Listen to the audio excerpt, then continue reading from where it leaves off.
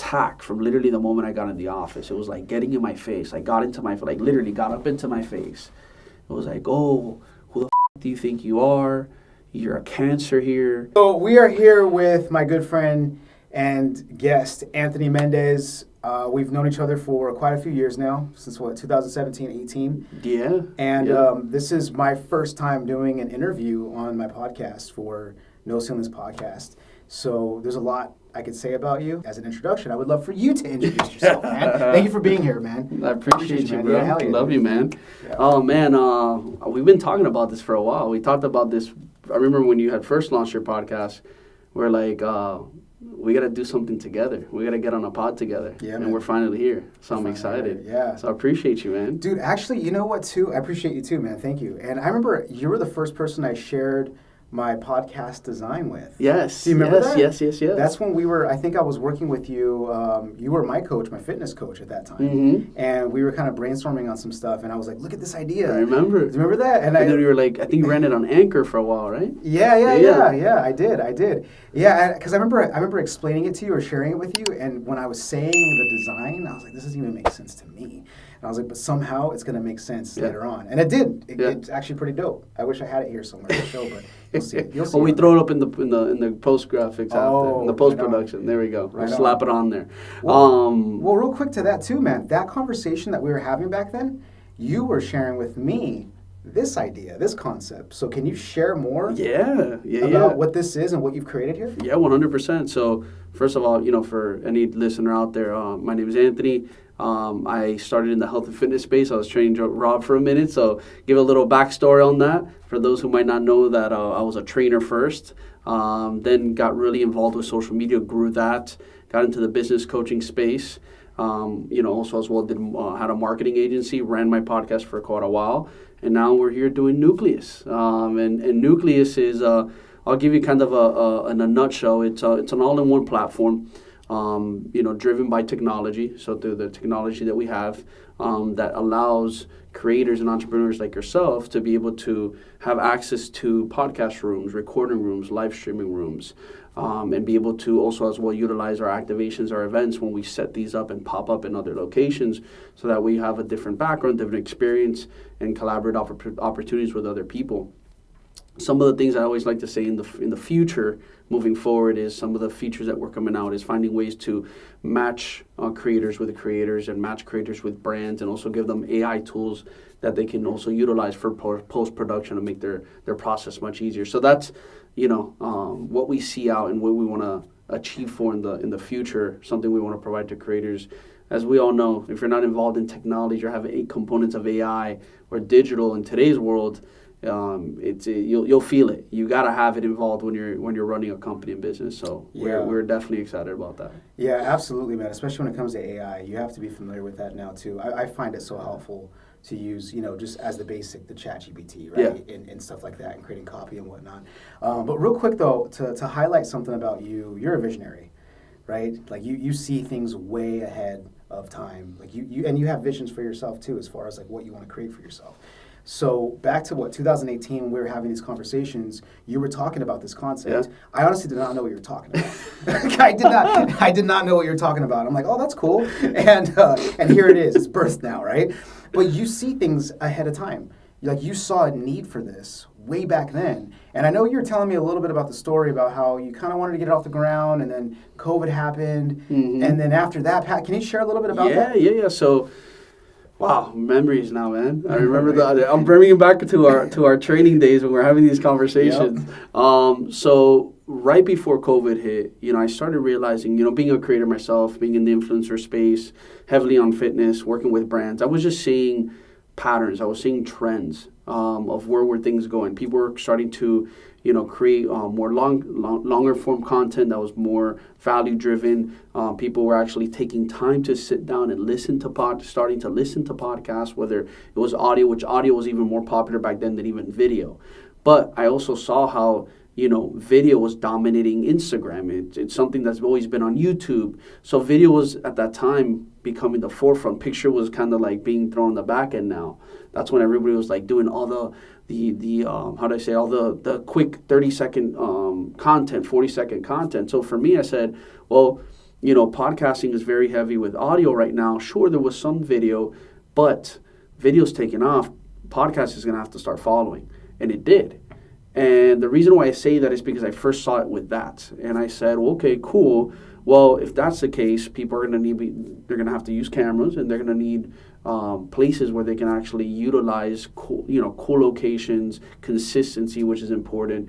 And I just started thinking community as well. People want community. People want to be able to build a community. People want to have access to people that they can also bring on their own shows, which is another big problem that a lot of people have is, who can I bring on? Where can I bring on? Who can I meet that are like-minded? Where can I go in there and find people that I can put on my show and have easy access to? That's another reason why I wanted to do this, because we allow creators and entrepreneurs to have access to the community to be able to communicate and bring people on their show. So in long term, that's why I want the whole matching sequence to come into play. That's way more advanced down the road. But the whole thing with this was building a space originally, before even the technology or anything, was just building a space where creators and entrepreneurs can come, record their content, short form, long form, and also playing heavy on the podcast angle, because it was something that was catching traction, because there was really no locations where people would actually had spaces to do this, right? Yeah, you had your big production studios where they do the commercials and all that stuff, and they were doing stuff like they were trying. How do I say? They were trying social media stuff in their space, but their space wasn't built for that. So that's the best way to explain it. So it's not that there wasn't stuff out there; it's just the spaces weren't built for it. Mm-hmm. They were just saying, okay, cool, we have a space that's for production, high-level production, sets, commercials, broadcasting.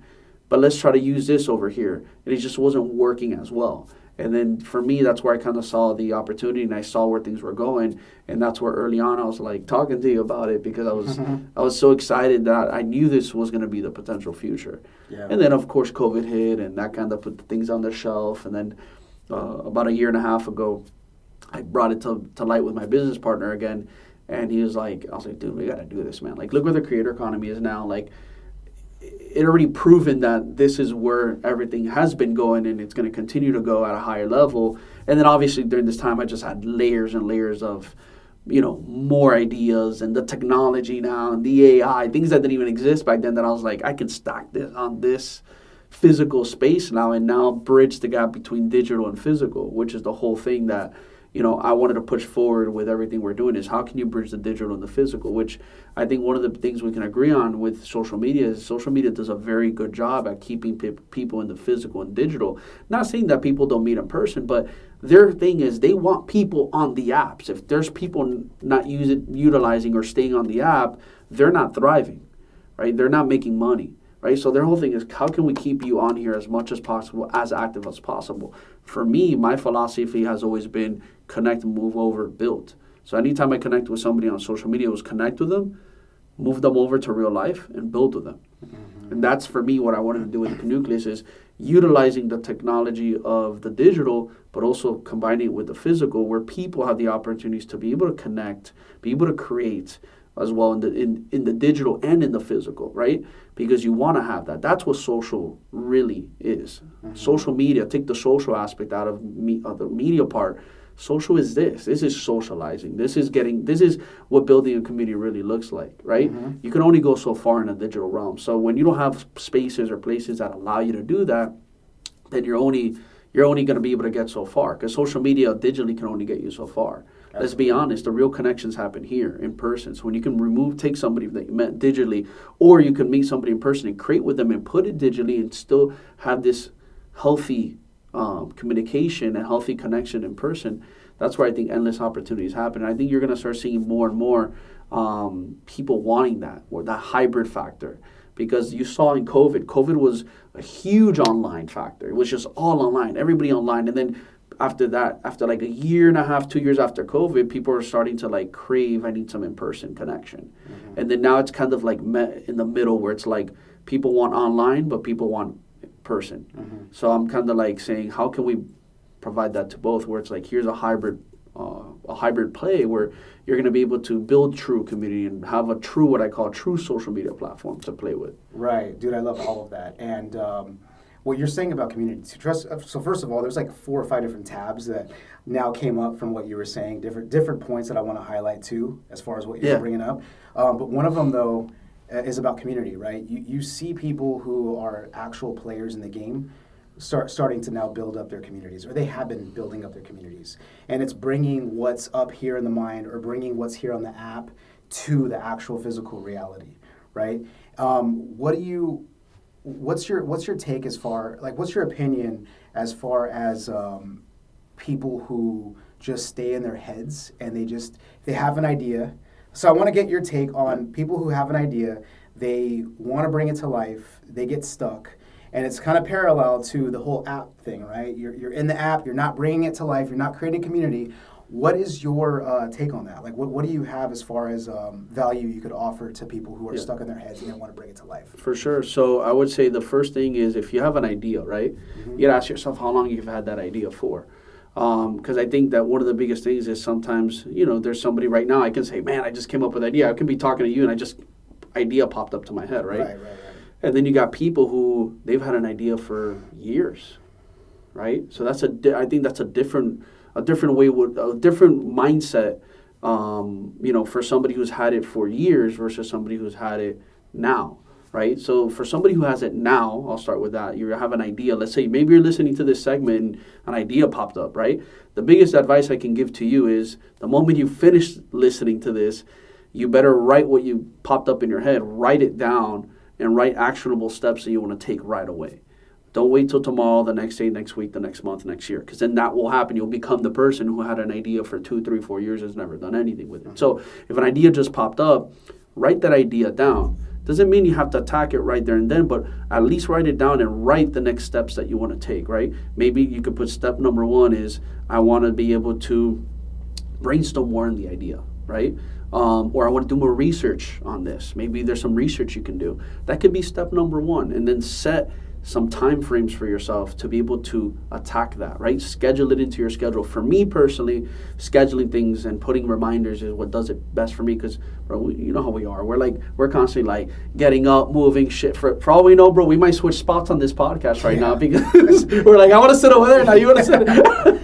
But it's one of those things where, for me personally, having to put things in my schedule and reminders keeps me controlled, keeps me more sane, because if not, I'm all over the place. And I know you know that feeling. So for somebody out there who has that, schedule that time and put in your schedule, because at the end of the day, when you schedule something, you create a commitment for yourself. And at least I know for me, I don't like breaking commitments. It makes me feel bad. And what's a worse feeling than breaking a commitment for yourself, right? Because sure, we feel bad when we break commitments for other people, but to be honest, it's even worse breaking a commitment that you did for yourself, because it starts with you. So I think that's one of the biggest things you could do is write that down, schedule it in, and commit to it. And the more you do that and you practice that, the more you're going to be able to extrapolate and grow those ideas to where you really want to take them. Right. So that's what I would recommend to somebody is as step 1 for somebody who has an idea right away that they just got within a few minutes, within an hour, within that same day. You got to attack it right away and set that up for yourself. Somebody who's had an idea for years, well, that's a different story. I would start with, why? I would just ask myself, like, why haven't I brought in this idea to life? What's holding me back? Now there's some deeper digging to do, which you do an amazing job with people, how to be able to coach them through these issues and how to get them to where they're supposed to be and get them moving and get them starting and expand their business or bring these ideas to life. So I think there's a lot more digging to do on, first off, why haven't you even started this idea? What's holding you back from doing it? What are the things in the way? Like, I think there's so much more deeper thought that has to go in mind, because I'll be honest, like, for somebody that just hasn't done it for 4 years, they're not going to just one day randomly, I'm going to get up and do it right now, right? You have to do the work mentally to see, why is it that you haven't done it? Why haven't you moved? Right. Because also as well, then maybe you start doing it and then you give up on it. So I think for that person, you have to do more of the work behind the scenes in the sense of, how can I get my mind ready so that way I can start working on this idea? Absolutely, man. And I think, too, it's like when you start to test your ideas, or rather when you put the emphasis on testing the idea versus, like, is it going to be good, or are people going to like it? That becomes less of a factor as far as, like, do people like it or not? It's more about, let's implement it, let's test it, let's see if it actually works. this works. This is a good thing, right? So then you become more obsessed with the process rather than just being in your head. And so when you start implementing these things, these ideas, you're like, oh crap, like this might work, this might not work. I just want to see if this works, right? And so your ego gets out of the way, and it's just like, all right, let's just fail forward. Let's just see what happens here. And I know a lot of people want to create communities. I see this a lot. A lot of even my friends are like, man, I want to create a community around this. Well, what's your idea? Like, what do you want to create a community around? And if you're not used to implementing your ideas, then what are you going to create a community around? What do you have to say about that? So if you're not used to creating ideas and creating a community, right? That's what you're saying? Yeah, because a lot of people want to create communities, but they just want to create a community, and it's like, and they don't even know where they're starting. Yeah, what's the foundation of it? Like, So I think the first thing is ask yourself, like, why do you want to create a community in the first place? Are you doing it because it's what everybody else is doing, like you said, because they see other people do it? You see a lot of people wanting to do it. So are you following a trend? And I'm not saying that trends don't work or that trends can't, or trends can't be valuable. But I think you have to ask yourself, is this trend coming because of a place that I really want to do this? Or is this coming out of it because, well, it's a trend, I better do it because if not, I'm going to be left behind. So you got to ask yourself first, why am I doing this? And you got to be real with yourself. I think at that point, you got to just be honest. Because I think sometimes when you get lost in that, to do something that, you're just like, oh, it's hype, it's trendy, and you do it, you're actually wasting more time, more energy, more money, more resources. And then sometimes you realize, like, shit, I didn't really want to do this. It was just a trend, right? So I think you got to just be real and honest with yourself. Now, for those who really want to create a community, who's like, I feel like this is what my calling is, I got to create a community, is at the end of the day, start with what you know and work around with what you know.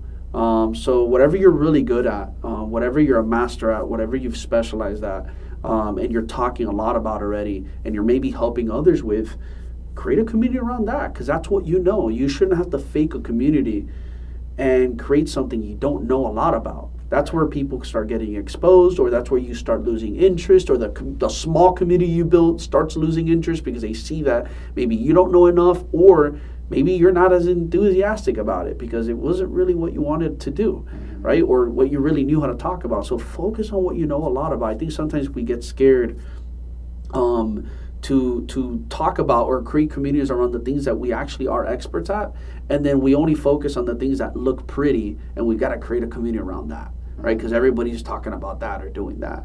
No, focus on what you're good at, because when you focus on what you're good at, you can confidently speak about it. You can confidently deliver.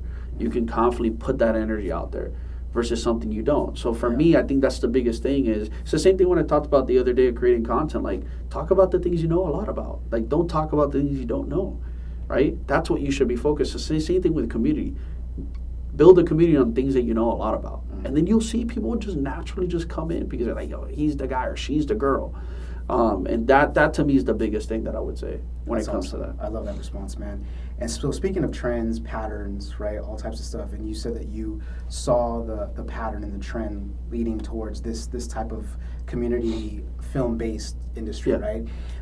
You also were on to, like, you're the first person who I saw doing, like, the animal flow. Yeah. Right? And now everybody's into that, right? It's gotten a lot bigger. But this is back in 2017. I saw you doing this. Yeah, so when I started at Equinox in 2014, I had started learning about all that and doing that. 2015 is when I really started getting good with it. Kettlebells, maces, the animal flow, ropes. So I want to ask you about this, right? So I'm asking too because I could relate to this, and also like I know that I love to understand more depth about how people think, because when you understand how they think, then you understand like how they progress, right? And then you're like, how can I implement this into my life, right? There's like certain breadcrumbs that are left behind. So I'm gonna go a little bit deep into your mind on this right here too. So when did you notice that you were seeing things before it was a big thing, before it was a trend? Like, when did you start noticing how your mind, like, that your mind works differently? Because you know your mind works differently, right? I think both our minds work differently. Yeah. So when did you notice that? Were you a kid when you started noticing this? So it's funny because since I was young, I've always had the feeling that I knew I was meant to do something big. And when I say big, it's something that's just like different, never done before, revolutionizing. What that was, I did not know. But I've always felt that. And it's funny because growing up, like, I've always felt like I don't want to say out of place, because, I felt for certain things I felt in place. I had my friends, I had my stuff, I played sports, did my things, but there was times where I just felt like things weren't exactly what I thought they should be, or didn't operate the way I thought it would operate. And I just saw things differently in that aspect of how to be able to study, how to be able to just go about life, how to be able to communicate with people, how to be able. So for me, in those aspects, I was just like, okay, like there's something there that I just cannot figure out. And obviously, when you're young, you have so many different things going on. You gotta, there's a system already in place of how you should behave and study and do this and do that. So you're kind of like, I don't know, like, how do I even, like, go against this without even getting in trouble? Or, like, how do I voice this, whatever it is. And for me, it's just I always knew there was something there. And I would say really when I really knew was more like starting, like, middle school, end of middle school, going to high school. It's when I really started, like, picking up on that. Did you ever dumb yourself down? Oh, yeah. Yeah, dude, I remember there was a time where I remember in elementary school, because my mom drove it on me, and I was like on a roll, like all this stuff. Like my mom's a graphic designer. She was a perfectionist, so it was like, do you understand? It was like I would write in cursive, and if like I can get down to the paper, past the line, if I pass it, I was like rip it up or like erase everything. I'll just start all over again.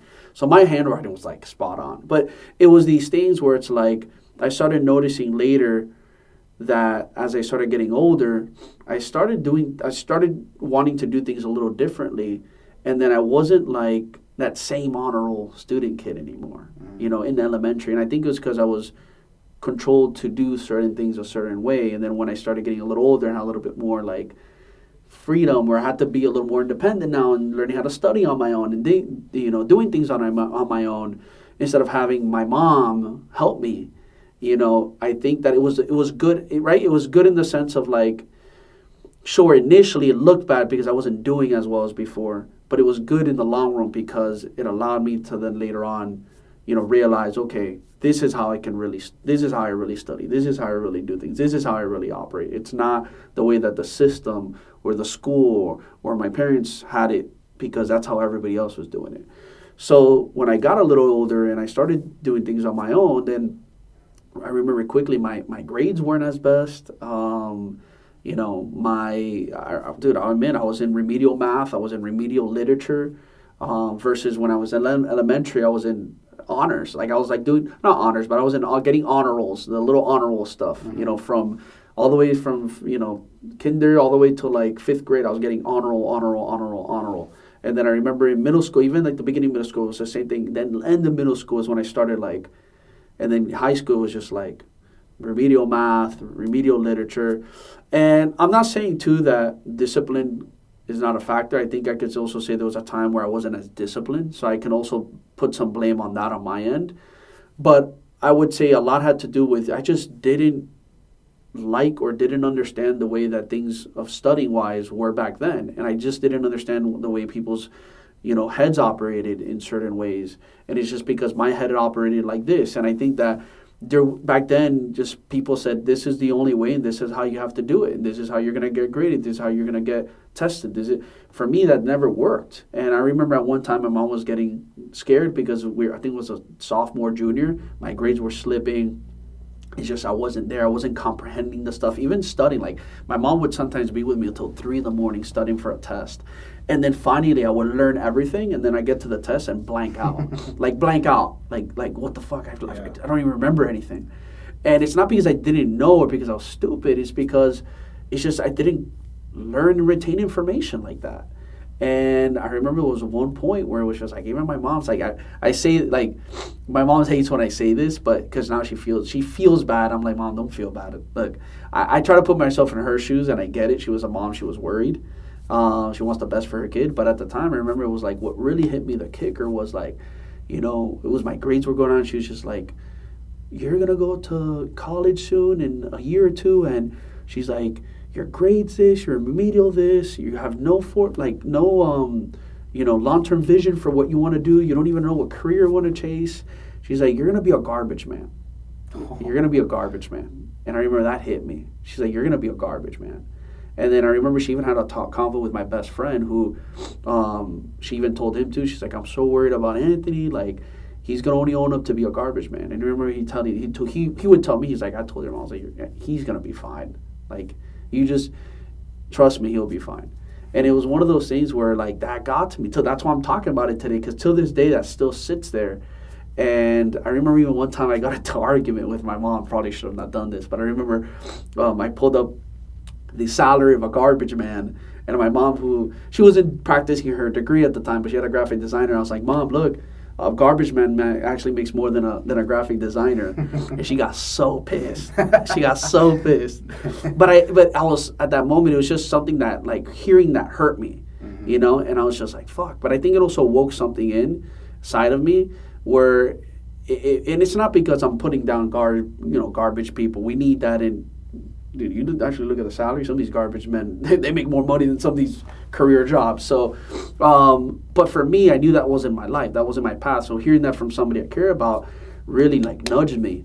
And I think I went into this other whole mode that really made me realize that everything was just bullshit. Like, it's just all bullshit, you know? And I think that from that, it really made me start thinking about, like, what are my true strengths? What am I really good at? Like, what am I not good at? What are my weaknesses? And I remember that was like towards the end of high school.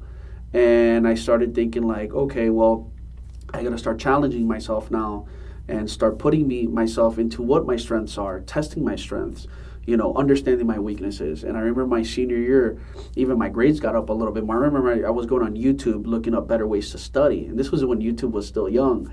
Better ways to study, better ways to do this. And I started applying little things, and it started helping me realizing, okay, I studied better like this. No teacher was teaching me this. And I remember my senior year, I was able to like get my GPA from like, I think it was like end of junior year going to senior year and finishing, it was like a 2.8, and I got it to like a 3.3. You know what I mean? So I was able to graduate with a 3.3, and it's because that last year, and I remember my mom was like, wow, she was like, you really turned it around this year. And it was just, I figured out ways that were my strengths for me, but I didn't have anybody. And I went on a rant now, but I say that because I think sometimes we don't realize that we as humans, we learn in so many different ways. And I think it's important for you to figure out what way is best for you to learn, the best way your mind, you know, the way you process things, the best way you talk, the best way that you deliver. I think it's so important to eventually figure those things out and spend some time figuring it out. And at the beginning, it's not easy. You're not going to know because you've never been there. But when you actually start thinking about it and you're in a position where you're like, I have to start figuring shit out in life because I'm getting older, you have to start realizing that. And sometimes it's just getting yourself in uncomfortable positions to say, I'm going to go figure that out. I'm going to figure out what my strengths are. I'm going to figure out what my weaknesses are. And I'm going to go and research. We have Google, we have YouTube, we have AI now. Like, there's no excuse for you not to be able to find the best ways for you to be able to consume information, deliver information, communicate with people, and test it. You got to test it. And that's, for me, that's kind of what I did early on. And then, you know, quickly I just realized, you know, that the traditional path was not for me. I'm a very unconventional guy. And I knew that going out of high school. That's one of the first things that stuck out to me when I saw the word unconventional, unorthodox. I was like, that's me. It hit me. I was like, that's me. I do things unconventional. I do things unorthodox. Even the way I make my connections, the way that I even did my training was very different. Wasn't like the traditional formats of training. The way that I even did content early on was very different. The way I collaborate with people I like being very different. For me, it's just how I feel like I operate best. When I have to like follow things the way it has always been to a T, it just doesn't click right for me. And I'm not saying that there's components of it that I won't use or certain things that I understand I understand that I need to do this. Okay, I understand that systems and putting systems in place in a business are important. I got to learn systems. Or I understand sales are important. I got to learn sales. Certain things you have to, right? You have to put in, especially if you're running a business. But I think the way that you craft the creativity and that you formulate the way you want to do your business, that's on you. That's on how you want to deliver that. You know, you want to deliver your message. You want to deliver your story. You want to deliver your experiences. You want to deliver, you know, the marketing of it, the way that you're going to advertise it to people. I think that's where you have to really sit in and figure out, like, okay, what is it that's going to make me different and set me apart? And at the end of the day, that's why these big companies and personal brands end up winning is because they figure out what sets them apart. And what makes you different makes you stand out. So for me, I realized that, and that's what I started honing in on. And I just said, all right, I'm going to make it happen, and I'm still figuring shit out. Yeah, dude, I'm all about like setting standards, and I really hope that every other podcast guest I have is like you, where I don't have to pull information out and they just go. Sometimes I'm like, control me. I don't know if I'm going on a rant. No, you just went bah, and I'm like, thank you. This is easy. This is easy. No pulling teeth. You said so many amazing things, dude. So thank you, man. Of course. One thing that you reminded me of was when you were talking about honor roll, right? Like how you were on honor roll, and then your grades kind of slumped, and then you got back up. That was me every single year. Like I think I had an award every single year, which was most improved, because I sucked all the way to the end, and my parents were like, you're not going to go on to the next grade if you don't get your grades up, because I could not focus in school. I hated school so much. And I relate to that too, where I didn't see that path as something that was necessary.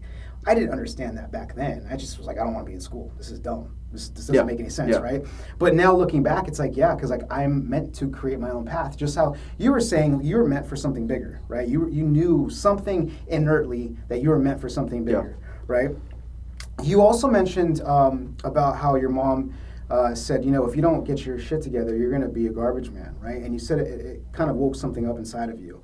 I do share the same. I'm connected to that too, where things happen in our lives, where people say certain things to us, and all of a sudden it's like, dude, fuck you. Yep. Like, who are you to say that? You might not say it to that person, or something unfortunate. But internally, I say unfortunate, right? It happens in your life where you're like, never again, right? Never again. And we need that. We need that to happen in our lives to kind of wake us up. Was there any turning points in your life that contributed to what you're creating now, like as far as success in your life goes now, even back to the fitness days and the social media days? Because you are a beast, but you were a beast back then. Like when I first met you, where you were just, dude, you were killing it. And you always had different people on. You were always doing different videos, different workout videos. Like you were super, super consistent, to the point where you're able to build this now because you have a name for yourself, right? So you have something, you have a track record. Was there something that happened back then that had you shift the way you perform, the way you show up, the way like what you've created here around this? Thank you, man. So for me, I've always talked about elevating, right? So like the stuff, obviously the people can't see this, but like just elevating your format, elevating your place, elevating from where you're at to somewhere bigger. And when I started on social media, it was, what I saw was, this is where I'm at, this is what I have, and what I have is plenty to start. But for me, I've always kept in mind elevation. I want to elevate. I want to be able to have this one day. I want to be able to have the camera, to have the mic, to have the setup, to have the format, to have the things that bring high quality to people. So I've always kept that in mind. And I've always said, well, I'm going to start with what I have. What I have is plenty, but I'm always going to keep in mind elevation is the key. Because sometimes we get too comfortable and we're like, oh, we made it here. Cool. We got it. Cool. Great. We don't need more. And let's be honest, like if you're not always trying to get better, same thing, mindset, your physical aspect, whatever it is, your relationships, if you're not always trying to elevate, then what's the point of living? And for me, honestly, elevation is the key. And don't think, because people sometimes will say, oh, enjoy life. Yeah, but what if for me enjoying life is elevating all the time? For me, enjoying life, I love to work. And I love to elevate in work. I love to elevate my projects, our friendships, our relationships. That's me enjoying life, right? Mm-hmm. For somebody else, if they don't see it like that, hey, nobody's telling you to do it. But for me, I like to elevate constantly. Even I know that till the day I'm old, I'm always going to be doing something to keep elevating myself. I can't stay still because I just feel like if I'm not elevating, I'm losing. I'm dying. And I feel like I'm not contributing to the world. I'm not contributing to my relationships, to my friends. So I knew with social media, I had to constantly elevate. So always in mind, I kept that I knew I was going to get to here one day. But I knew it was going to be a journey. And I just started with literally simply taking what I had, rolling with it, learning the skill sets. I was hungry for it, right? And that's the other thing too, is I knew I wanted to do it. I think a lot of people, again, fall into the trap of, well, let me just roll with the trend. Let me just roll with this. If you know that this is not something that you can possibly see yourself doing, or something you feel like you have to do or give it a try at least, then maybe it's not for you. Maybe there's something else that you feel more attached with. Go try that. And you're holding yourself back from doing that because this is the trend. This is what everybody's telling you to do. There might be somebody out there that, you might see all the social media stuff and maybe your heart is to be a doctor. And that's where really your heart is. But everybody's telling you got to do the social media now. Maybe for you it's not. Maybe it's be a doctor. Right? So that's what I'm saying. I'm here saying the opposite because I'm promoting social media for everybody, especially if you have a bit. I will tell you, if you have a business and you're a doctor and you have a business, you do got to have social media. Now, if you just want to be a doctor and work for somebody else, or you just want to work for a hospital, and you're trying to play this tug of war, then go pursue what you got to really do. Right? But in this end, it's like, you got to be real with yourself. It's all about being real with yourself. Yeah. And for me, I was real with myself. And I knew that this is where I saw myself. I knew this is what the tools that I wanted to play. And I knew this is where I felt good. And I knew I had to learn. Now, me having to learn doesn't mean that every moment is fun. Like, shit, I had a lot of moments that were not fun. I was like, fuck this. I don't want to do this. But the goal, these were pieces of the goal. The goal was what I really wanted to achieve. And it's made it, the process of that components made it fun. So I knew that the little things that I didn't like had to be done because the overall goal was so how do I say it, was such a passion of mine that I didn't care about the little things. At the moment it sucked. And I think that's the part that a lot of people need to realize too, is just because you're super passionate about something, or you know that this is where you want to be, doesn't mean that there's not going to be moments that are going to suck, that you don't want to do it, that are terrible, that, make you think like, shit, is this really for me? Is it not for me? Should I be doing this? Should I? Oh my God, I had many times like that. But I always knew the overall goal and passion was way bigger than that. And when I knew that, and I'd always go back to it, I knew I had to be doing these things. Yeah. Now, if that wasn't there, that big goal with the passion, then I said, okay, maybe this is not what I should be doing. And that's kind of how I saw it. And that's how I kept pushing with the social media. And I kept growing through it, kept connecting with the right people, which is the other important thing is you got to constantly show up, connect with the right people. You have to put yourself in places that you can have opportunity. And when I say that is show up. One of the biggest pieces of advice I got early on in my life from somebody is showing up and just being there. And for me, that still sticks to today. If I have the time, I'm not doing anything, I'm not occupied, and there's something that can benefit what my overall goal and passion is, show up and be there. Instead of being at home watching TV, instead of doing something else that's not serving me, and I don't have anything on my schedule, show up and be there. Showing up and being there is one of the most powerful things you can do. It can change your life. Absolutely. And that's what literally I would say helped me tremendously early in my life to meet the right people, the right connections, be able to build all this that I have, I'm doing here today, obviously with my business partner too, but it's just showing up and being there, man, and understanding that, what you set yourself, if it's your passion, your goal that you want to achieve, you have to go through the dirty moments. You have to, as well as the ones that are enjoyable, you have to understand it's patience with urgency. Fail forward, fail fast. You have to also understand that you can't serve everybody. You can't make everybody happy. At the end of the day, it's first, are you making yourself happy with the decisions you're making? And then is your happiness now, that energy transferring on to the people you care about? Yeah. And that's what keeps you moving every day. So I have a question around this too. What are let's say 3 examples. What are 3 things that you have been told in your life that necessarily weren't advice, but it was more of like something to shoot you down or put you down that woke up that part of yourself that kind of inspired you, put a fire in your ass? What are 3 examples of things? 3 moments in my life. Yeah. So I would say the garbage man was definitely one of them. I would say the other one was Equinox. I remember it was during a time where I was building the social media. My Equinox business was doing amazing. I had no plans on leaving.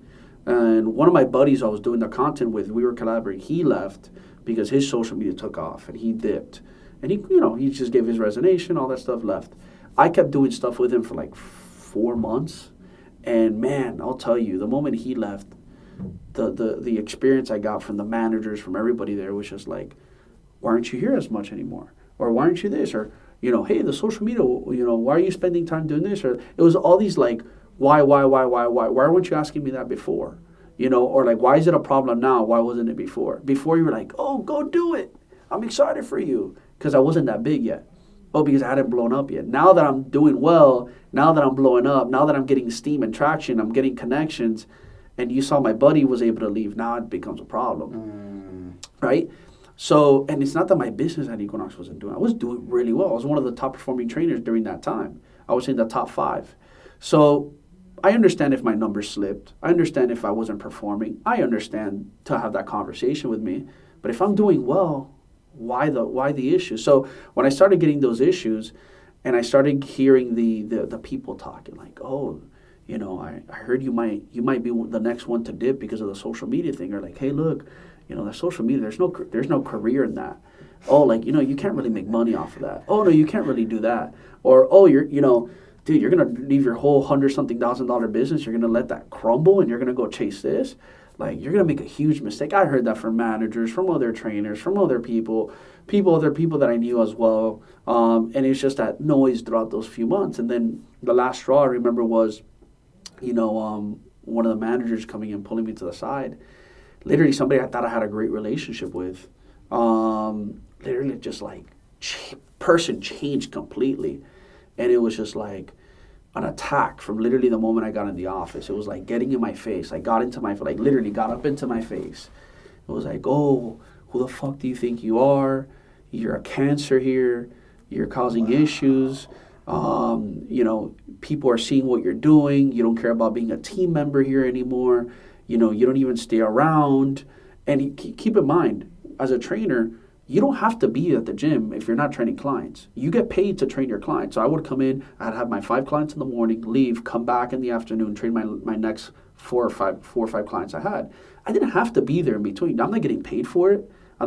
So it was this whole thing where it's like, trying to make me feel bad and it's all because of the social media. And I remember I was just like, after that experience and experiencing with that, I realized that it's all about the company's people, their own benefit and the company's benefit. It's not about your benefit. And I said, okay, well, cool, I needed this. That was a wake-up call. Mm-hmm. And that made my decision even clearer because I wasn't thinking about leaving. And at the moment, I was getting nervous. I was like, man, what if they fire me? What if they this? And I was like, hold up. Thank you for that. In my head, I was like, thank you for that. And I went home and I said, you're just a number at a company. And the same way that you're disposable, the same way that you can chase your entrepreneurial venture and it might fail, you're the same thing. You're a disposable person, just a number at a company that they can fire you and let you go. So guess what? I'd rather take my chances with my entrepreneurial ventures because I have control. I have creativity. I have my ways of doing it. It's all my performance and my control that takes my success. It's not through somebody else. And I was like, and at the end of the day, they can let go of me whenever I want. So what's this whole, the safety net? There's no fucking safety net. Mm-hmm. Safety net doesn't exist in life, whether you work for yourself or for somebody else. And the moment that hit me and I said, I'm going all in. I wrote my resignation, thank everybody. And I said, thank you for having me here. I enjoyed my time at Equinox for 3 years here. I learned so much. No hard feelings. And I closed it out and I said, I'm going to go pursue my dreams. Badass. And that was literally, I would say, the second most impactful moment for me of a wake up, to really drive me forward. Last example, I would say was, this is not really somebody telling me, this is more me telling myself.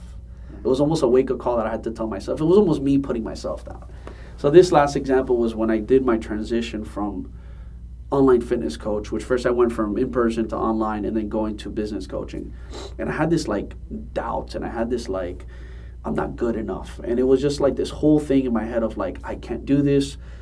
I'm not ready to transition into a business coach, even though I wanted to because I love the marketing, the business side of things, even more than the coaching side. But I kept putting myself down. I kept like, looking for I was purposely looking for the people to tell me don't do this. To reinforce my own thoughts. Mm-hmm. Yep. And I remember I sat there one day and I started looking at like just my goals. And I remember I wrote it down on one of my sheets and one of my goals was to get out of fitness. Mm-hmm. And I was just like, wait, I wrote this a few years ago. And it's not because I wanted to get out of fitness because I don't like, but it was because I knew I was never meant to always be in fitness. And then that hit me when I read that, and it hit me. And I was like, wait, why am I convincing myself to stay doing the training, which my goal was always to get out of it because I knew I was meant to do something bigger. And the whole thing was always back. I always knew I was meant to do something bigger, revolutionizing something bigger. So that was something that had been going through my mind for a few years now. But I didn't know what it was, but I knew it wasn't fitness. And that, I would say, when I read that and was hearing what I was doing and understanding I was going to the wrong people for advice, I was looking for the wrong advice just to reinforce my own thoughts, that hit me like right in the gut. And I said, fuck that. I was like, I can do this. This is my moment. And thank God I did it because I made that switch right before COVID, 5-6 months before COVID. If I hadn't done that, I probably would have not caught in the wave of opportunity. So thank God because of that, I caught the wave of opportunity. And the moment I left from doing online fitness to teaching coaches how to build their online fitness and social media, COVID hits. And guess what the fuck happens? My business blows the fuck up. Because everybody now is coming into waves. Oh my God, how do I do this online thing? How do I do this with social media? This is what I'm talking about. You seeing things before they happen. Teach me. This is what I'm talking about. Like, you see things before they happen. It's badass. Thank you, man. You have. And then here's the kicker. All the people that remember when I said I left Equinox and they're like, oh, you're not gonna be able to make a career out of this. Why are you gonna leave your $100,000 clientele that you have in here that you're making money? Remember what I was telling you at that moment? All those people came and started asking me for advice during that COVID time. And even some of them hired me and worked with me. So it was one of those funny things. I'm like, everything goes full circle. And that's why you have to like trust your gut. You have to, always keep your end goal and vision in mind. Does this align, right? Because in certain chapters of your life, certain things align with certain things. But in the long-term factor of your life, what that end goal is at that moment in your life, do those things not continue to align with that? And if they don't, then that's where you need to check yourself and make those pivots. And that's where I had to be real with myself and say, I got to go do this. Stop doing that. I got to go do this because this doesn't align with my end goal anymore. It's this. And that's what did it, man. Dude, bro. Well, this is part 1 here. And I know that we're short on time, and I want to honor that. I appreciate you, dude, showing up today, showing up and being here and over-delivering. We're definitely going to have a part 2. Oh, hell yeah. Where can people find you? So if you want to connect with me, first of all, thank you. I appreciate you, bro. I love you, man. Yeah, man. Part 2 is coming. Yep. So if people want to connect with me, find me. I would say Instagram is very easy. I talk to everybody. I'll respond to you at Mendez Fitness. If you want to connect with Nucleus, you can find me at Nucleus, NUCLEUS.hub. On Instagram, I will DM you back as well. It is also me. Don't worry. Even though I believe in AI tools and helping, I always like to respond to my people back. So it'll always usually be me or one of my team members. And if you want to connect with me, my team member will put you with me. And if not, it is me and I will respond to you. So regardless, it'll be a human interaction. I say that because there's a lot of people that, they'll be like, oh, but it's going to be a robot talking to me. No, it's going to be me. If you want to connect with me through email, Anthony@nucleushub.com. In case you want to reach out to me like that works as well. But those are the easiest places to find me, connect with me, and I'm more than happy to just continue providing as much value as I can. Thank you, man. Thank you, dude. I appreciate you, man. And as you know, I am committed to helping people elevate their minds, like you, elevating your life and everybody's lives around you. Thank you, bro. And I'm committed to helping you with the right tools to take your life to the next level because I believe there are no ceilings. There is no ceiling. And as you know, conscious creators are the future. There is no ceiling.